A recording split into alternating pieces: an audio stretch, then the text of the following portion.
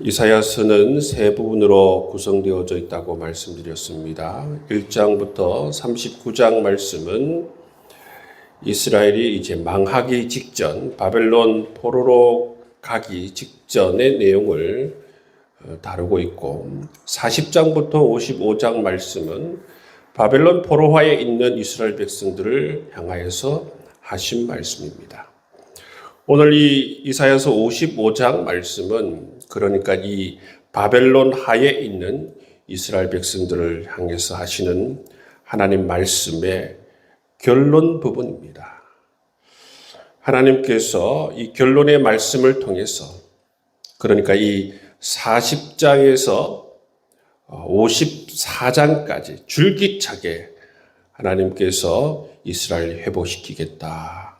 이스라엘 향한 하나님의 그 축복과 은혜를 베풀겠다. 그 약속하신 것들을 이제 정리하면서 하나님께서 이스라엘을 하나님께로 초대하고 있는 모습을 볼 수가 있어요. 이 하나님의 초대에 바벨론 포로와 있는 이스라엘 백성들이 응답하기를 결단하기를 바라면서 오늘 55장 말씀을 하나님께서 이스라엘 백성들에게 하시는 말씀을 들을 수가 있습니다. 1절 말씀을 보면 오호라 너희 모든 목마른 자들아 물러 나오라. 돈 없는 자도 오라. 너희는 와서 사 먹되 돈 없이 값 없이 와서 포도주와 젖을 사라. 너희가 어찌하여 양식이 아닌 것을 위하여 은을 달아주며 배부르게 하지 못할 것을 위하여 수고하느냐. 내게 듣고 들을지어다. 그리하면 너희가 좋은 것을 먹을 것이며 너희 자신들이 기름진 것으로 즐거움을 얻으리라. 하나님께서 바벨론 포로와 있는 이스라엘 백성들을 향해서 말씀하시는 것을 볼 수가 있습니다. 이 말씀은 바로 하나님에게로의 초대입니다. 하나님께서 이스라엘 백성들에게 말씀하시죠. 너희가 어찌하여 양식이 아닌 것을 위하여 은을 달아주며 배부르게 하지 못할 것을 위하여 수고하느냐 말씀하십니다. 이것은 바로 바벨론 하에서 살아가는 이스라엘 백성들의 삶을 바라보시고 그 삶의 방식을 하나님께서 책망하시는 것을 볼 수가 있어요. 이스라엘 백성들이 바벨론 하에 살아가면서 하나님 중심으로 살지 않고 하나님 말씀 안에서 살지 않고 어떻게 살아가느냐 하면 바벨론에서 살아가는 사람들의 삶의 방식에 따라서 그들과 똑같이 세상 논리에 따라서 세상의 경제 논리에만 따라서 그들은 그들의 삶을 살아가는 것입니다. 그런 이스라엘 백성들을 향해서 하나님의 백성은 그러한 삶의 방식으로 살아가는 것이 아니다 말씀하십니다. 그래서 하나님께서는 뭐라고 말씀하십니까? 그렇게 이스라엘 백성들을 책망하고 나서 2절 후반절 보면 내게 듣고 들을지어다 말씀하시죠. 이게 뭐냐면 이게 바로 하나님의 백성이 살아가는 삶의 방식이라는 것입니다. 하나님의 백성들은 하나님의 말씀을 듣고 그 말씀에 순종하여서 살아가는 삶을 살아가야 한다. 그리하면 너희가 좋은 것을 먹을 것이며 너희 자신들이 기름진 것으로 즐거움을 얻으리라 말씀하죠. 여러분 세상 사람들은 바벨론 하에 살아가는 이스라엘 백성들은 이처럼 하나님 없이 기름진 것을 먹으려고 하고 하나님 없이 진정한 즐거움을 맛보려고 하고 하나님 없이 그 영혼이 살려고 발버둥을 친 것이죠. 거기에는 그런 것이 없다 말씀하십니다. 하나님의 백성들은 하나님의 말씀을 듣고 그 말씀에 순종하는 삶을 살아갈 때에 하나님께서 그 삶을 책임져 주시는 그러한 은총을 베풀어 주신다. 그렇게 말씀해 주시는 것입니다. 한마디로 말하면 바벨론의 삶의 방식을 청선하고 하나님 백성답게 하나님 나라의 삶의 방식으로 돌아라. 그 말씀이에요. 여러분, 하나님의 백성들의 삶은 매우 심플합니다. 매우 간단해요. 하나님의 말씀에 따라서 하나님 말씀에 순종하는 삶을 살아가는 것이 여러분 하나님의 백성들이 살아가는 삶의 방식이라는 것입니다. 그렇게 하면 너희 영혼이 살리라 말씀하고 있습니다. 여러분 우리 영혼이 살 수 있는 방식이 무엇입니까? 하나님 말씀을 듣고 순종하는 길이 바로 우리의 영혼이 사는 길이라는 것을 말씀해 주고 있어요. 여러분 이 하나님의 말씀이 성령 하나님에 의해서 깨달아지고 이 말씀이 아멘으로 받아들여지는 그것이 바로 은총이라는 것입니다. 이 말씀이 딱 듣고 이것이 바로 내가 사는 길이구나. 내가 사는 방향이구나. 이것을 깨닫길 하나님께서 원하시고 있는 것을 볼 수가 있어요. 여러분 이 말씀과 비슷한 말씀이 있어요. 마태복음 6장 33절의 말씀 가운데에서 하나님께서 뭐라고 하고 있습니까? 너희는 먼저 그의 나라와 그의 의를 구하라. 그리하면 이 모든 것을 너희에게 더하시리라. 그 앞에 뭐라고 하고 있어요? 이방인들이 구하는 것이 뭐냐면 무엇을 먹을까, 무엇을 입을까, 이것은 이방인들이 구하는 것이다. 여러분 이사야서 55장 이 말씀하고 매우 비슷합니다. 그건 바로 바벨론에서 살아가고 있는 이스라엘 백성들의 삶의 방식이라는 것입니다.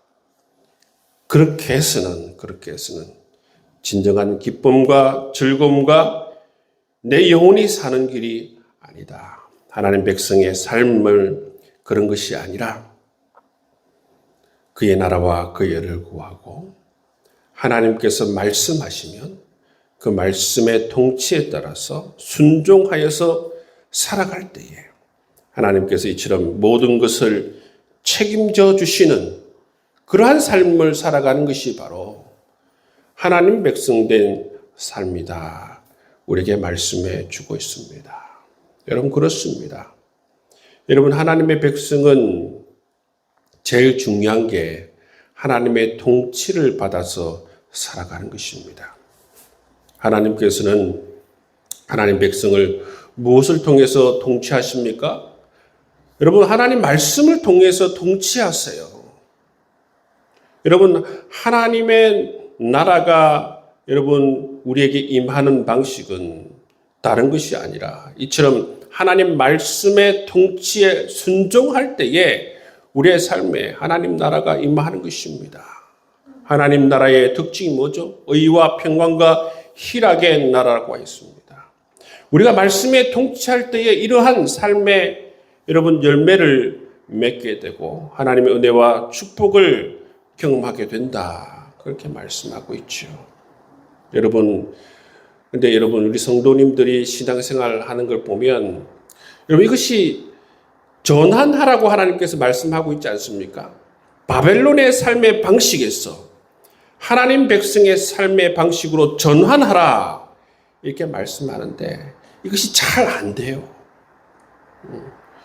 우리 옛사람의 습성에 따라서 우리 생각에 따라서 이렇게 그냥 사는 게 더 좋은 것 같은데 하나님 말씀의 방식에 따라서 살면 하나님께서 뭘 주시는가? 뭘 해주실까? 이런 어떤 여러분 의문과 여러분 우리의 적은 믿음 때문에 이런 전환이 잘 일어나지 않는 것을 볼 수가 있어요. 여러분 확실히 우리의 모든 것을 내려놓고 단순히 하나님 말씀대로 살겠다. 하나님 말씀하시면 순종하며 살겠다. 그런 가난한 마음을 가지고 살아가다 보면 오히려 정말 이 순종의 삶 가운데에서 하나님께서 이전에 맛보지 못했던 진정한 기쁨과 즐거움과 정말 우리 영혼이 살아가는 그 길을 하나님께서 허락해 주시리라 믿습니다. 그러한 하나님의 백성된 삶을 살아갈 수 있는 여러분 될 수 있기를 주의 이름으로 축복합니다. 3절 말씀에 보시면 후반절에 보시면 내가 너희를 위하여 영원한 언약을 맺으리니 곧 다윗에게 허락한 확실한 은혜이니라 말씀하고 있어요. 여러분 시내산 언약하고 여러분 시내산 언약이나 아니면 모압 언약이나 세겜 언약과 같은 것은 쌍방 언약이에요. 쌍방. 하나님도 지키시고 또 언약을 맺는 이스라엘 백성들도 지키는 쌍방 언약. 그런데 여러분 이 다윗 언약은 특징이 뭐냐면 쌍방 언약이 아니에요. 일방적인 언약입니다. 일방적인 언약은 뭡니까? 다윗이 지키든 안 지키든 하나님께서 약속하시면 하나님께서 반드시 지키시겠다라고 하는 그런 결단입니다. 여러분 오늘 말씀해 보시면 다윗에게 허락한 확실한 은혜, 여러분 그것과 같은 영원한 언약을 하나님께서 맺으시겠다 말씀하십니다. 여러분 초청되어져 오는 사람들을 향하여서 영원한 언약을 맺으시겠다 약속해 주시는 것을 볼 수가 있어요. 그리고 여러분 이 당시 이 바벨론 포로와에 있는 이스라엘 백성들이 어떤 생각을 했느냐 하면 우리가 이 쭉 이사야서 말씀을 보시면 하나님께서 우리를 버리셨다. 그렇게 말씀하지 않습니까? 그건 뭐냐 하면 이런 마음이 있어요.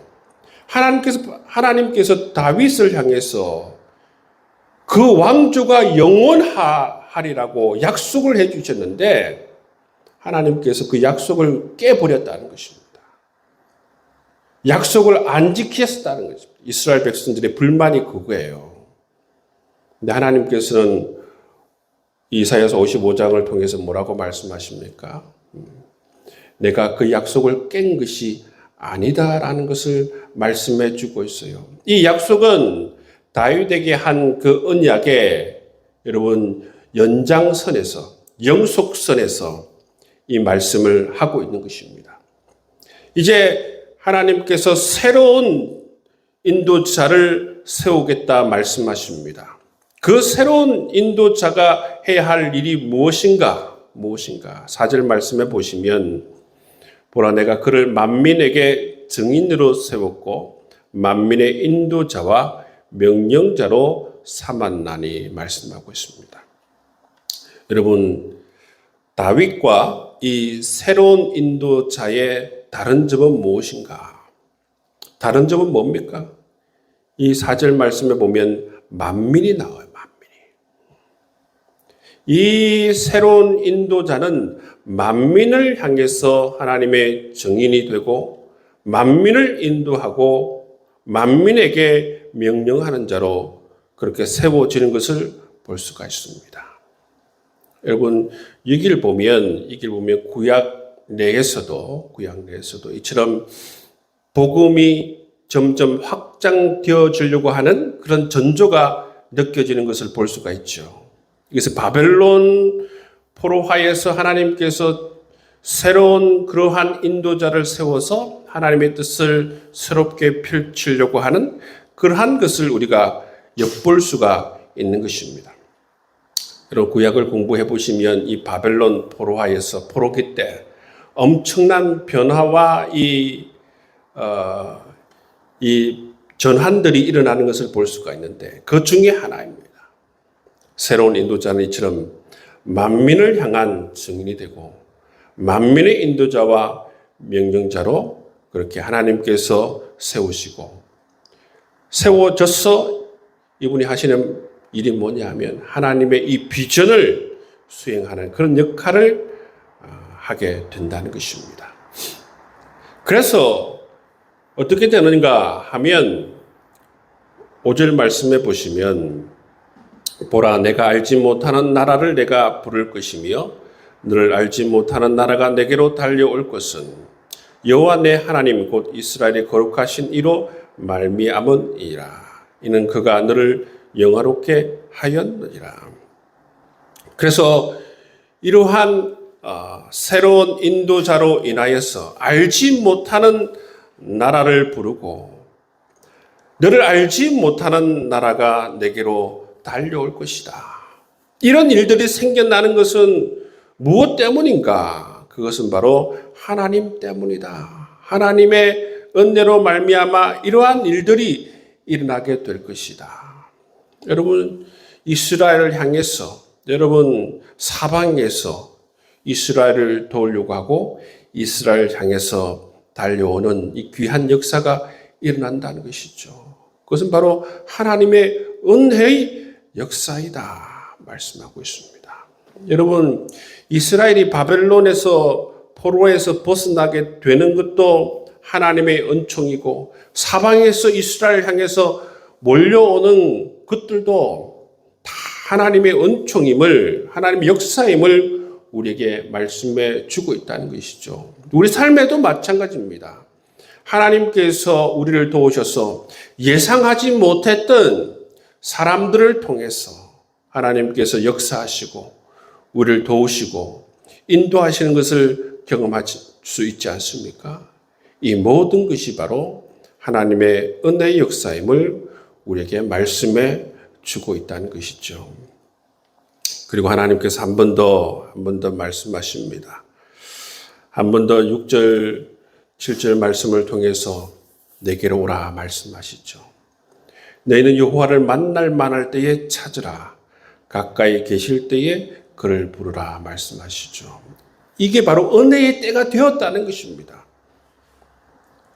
여러분, 바벨론 포로의 70년이 다 되어갈 점에 이런 역사가 있는 거예요. 이게 바로 하나님을 만날 만한 때고 찾을 때 아닙니까? 하나님께서 은총을 베풀어 주실 때에 그때에 하나님께 향하여서 이렇게 부르고 나와야 되죠. 하나님께서 마음을 이렇게 의지를 가지고 계실 때에, 은혜를 베풀려고 할 때에 하나님께로 나와야 되는 것입니다. 하나님께서 그래서 내게로 나와라. 만날 만할 때에 찾으라. 가까이 계실 때 그를 부르라 말씀하고 있습니다. 악인은 그의 길을, 불의한 자는 그의 생각을 버리고 여호와께로 돌아오라. 그리하면 그가 긍휼히 여기시리라. 우리 하나님께로 돌아오라. 그가 너그럽게 용서하시리라 말씀하고 있어요. 악인은 그 길을, 불의한 자는 그의 생각을 버리고 돌아오라는 것입니다. 우리 제일 처음에 봤지만 여러분, 이 사람들은 어떤 사람입니까? 너희가 어찌하여 양식 아닌 것을 위하여 은을 달아주며 배부르게 하지 못할 것을 위하여 수고하는 자들이에요. 바벨론의 삶의 방식을 가지고 그의 인생을 살아가던 자들입니다. 이 사람들을 향하여서 하나님이 그의 삶의 중심이 아니고 하나님의 말씀이 그의 삶에 아무런 영향력이 없는 그런 삶을 살아가는 그들을 향하여서 하나님께서 말씀하시는 것이죠. 악인은 그의 길을, 불의한 자는 그의 생각을 버리고 여호와께로 돌아오라. 이 말씀이 뭐예요? 하나님께로 돌아오라. 하나님의 말씀에 통치하러 다시 돌아오라. 바벨론의 삶의 방식을 청산하고 하나님의 삶의 방식으로 돌아오라. 그렇게 말씀하시는 것을 볼 수가 있어요. 그러면 하나님께서 반드시 그를 긍휼히 여기고 용서하시겠다 말씀하고 있습니다. 그리고 하나님께서 마지막으로 뭐라 합니까? 내 생각은 너희 생각과 다르다. 여러분, 우리 생각과 하나님의 생각이 같을 수가 없어요. 예를 들어서 우리는 3차원 세계에서 3차원적인 생각밖에 할 수 없는 그런 미물이지만 여러분, 우주를 한번 보세요. 우주의 저 광대함과 우주의 저 위대함과 저 알 수 없는 신비로운 하나님의 창조하신 세계를 보세요. 하나님의 생각과 하나님의 계획, 하나님의 권능과 하나님의 전능, 어떻게 우리가 알 수가 있습니까? 하나님의 생각은 언제나 우리와 여러분 같을 수가 없습니다. 하나님께서 말씀하시죠. 사람의 생각과 하나님의 생각은 다르다. 하늘이 땅보다 높음 같이 내 길은 너희 길보다 높으며 내 생각은 너희 생각보다 높다 말씀하십니다. 이어서 하시는 말씀이 뭡니까? 하나님께서 말씀하시는 건데 이는 비와 눈이 하늘로부터 내려서 그리로 돌아가지 아니하고 땅을 적셔 소출이 나게 하는 것처럼 내 입에서 나가는 말도 이와 같다는 것입니다. 하나님 입에서 나가면 하나님께서 약속하셨다고 하면 그 말씀은 반드시 여러분 하나님의 그 기뻐하는 뜻을 이루며 내가 보낸 일에 형통함이니라 말씀하고 있습니다. 반드시 하나님 말씀은 열매를 맺게 된다라는 그런 말씀을 하나님께서 하고 있습니다. 이 말씀이 뭐예요? 하나님께서 약속하시고 언약하신 그 일들 반드시 이스라엘 백성들을 회복시키겠다. 이 축복들 하나님께서 반드시 지키시겠다라는 그런 말씀을 하시고 있는 것을 볼 수가 있습니다. 여러분 하나님께서 우리를 향해서 말씀하셨으면 약속하셨으면 여러분 이처럼 반드시 삶의 열매를 맺게 된다. 우리에게 말씀해 주고 있습니다. 여러분 우리가 하나님의 말씀을 붙들고 기도하는 이유도 바로 여기에 있습니다. 우리가 하나님의 말씀에 귀를 기울인 이유도 바로 여기에 있습니다. 하나님께서 말씀하시면 반드시 이루어진다라는 그 믿음을 가지고 오늘도 기도하며 살아갈 수 있는 여러분 될 수 있기를 주의 이름으로 축복합니다.